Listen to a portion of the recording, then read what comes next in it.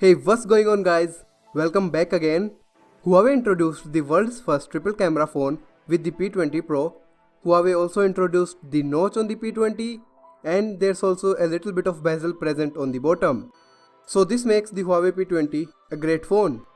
But with the new Mate 20, Huawei is all set to take things to a whole new freaking level.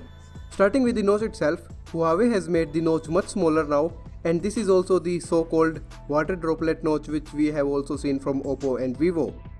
The bottom bezel looks a bit smaller as well, but it's definitely there. They have not eliminated the chin on the Mate 20.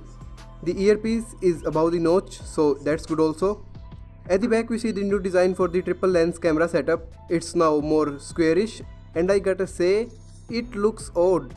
The triple cameras of the P20 looked superb, but this one not so much.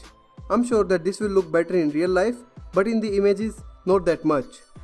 The fingerprint scanner on the Mate 20 is present below the camera assembly, but in the Mate 20 Pro version, it will indeed be present inside the display. Talking of the Mate 20 Pro, this is the second phone ever to have no bottom bezel. The size of the bezels on the side is the same as the size of the bezel on the bottom, similar to what iPhone X does. The new Mate 20 and the 20 Pro will feature the new Kirin 980 processor, which is the first processor to be built on 7nm technology. This will be faster, powerful, energy efficient, the usual stuff we see with every new processor. And this is the spec sheet of the Mate 20, Android Pie out of the box, so that's also good. Kirin 980, 6GB RAM, 128GB storage, 6.3 inches AMOLED screen of 2244x1080p res, a headphone jack, good, stereo speakers, 4200 mAh battery, the biggest battery in any flagship if I'm not wrong, Type-C and wireless charging.